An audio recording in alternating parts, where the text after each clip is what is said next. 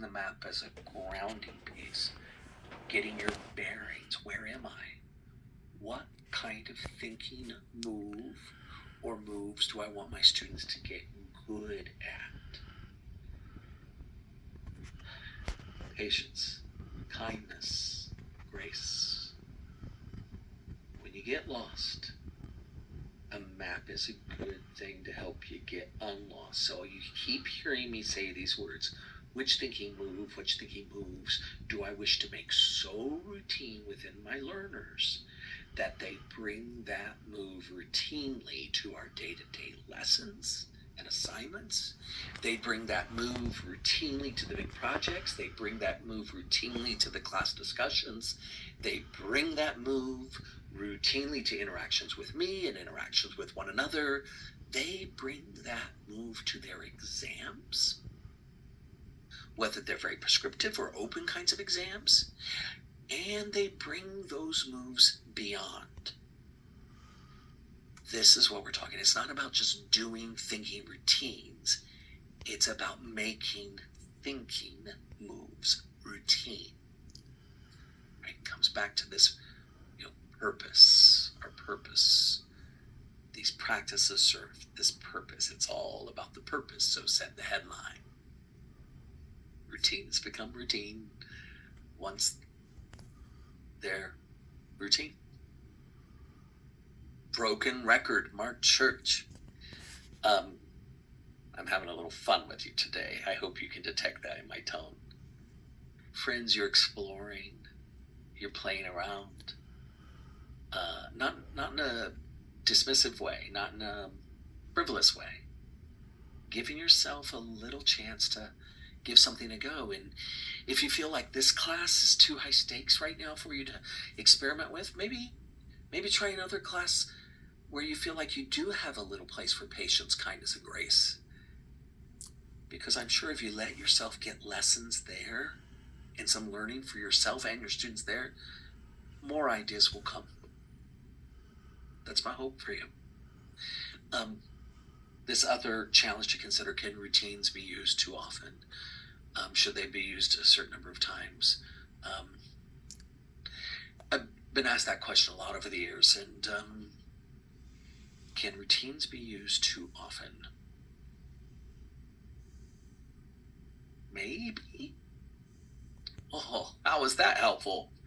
Maybe that's not helpful at all. I have seen some places where they get excited, and so they start, we're all going to use routines, we're all going to use 5 routines a week in every class, and we're just checking them off the list. And for me, that feels like, okay, that feels like, that doesn't feel like your growing thinking dispositions. That feels like we're trying to cover routines, like we've made doing the routines the end goal rather than a means to an end goal.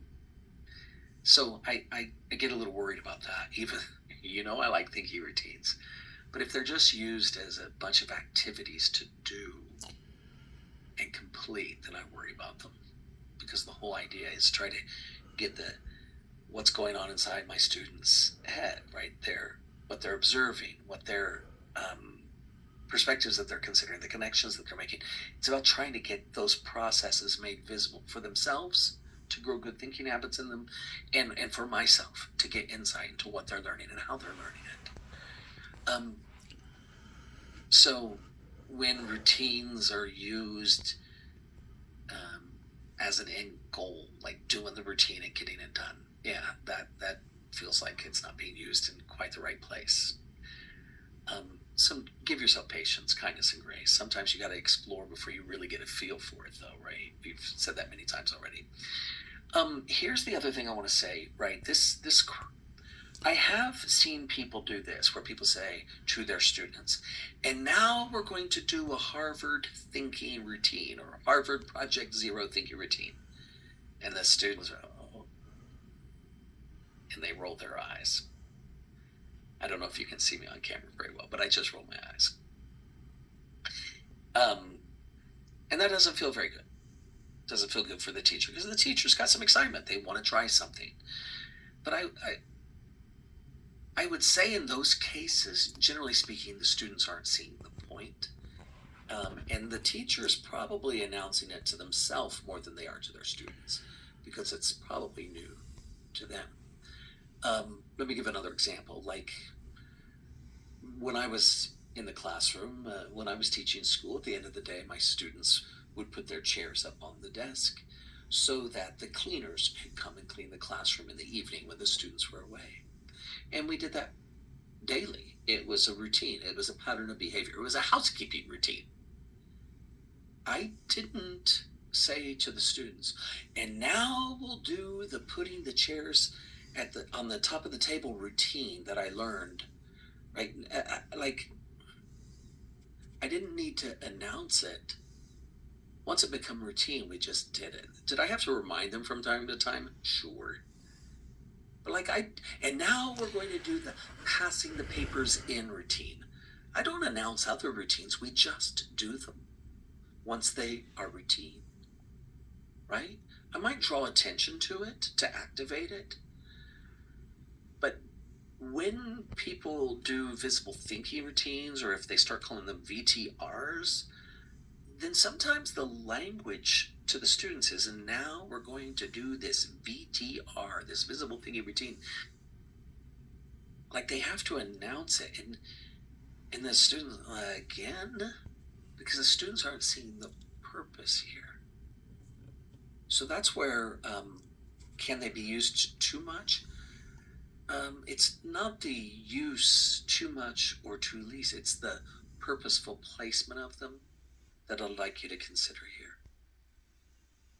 I do want to talk about purpose. And so now we're going to really look closely at this and develop some theories and generate some questions. We're going to see, think, and wonder here, right? Or, I might say to my students, so what's the main story here? What are the side stories here? Is there a hidden story here?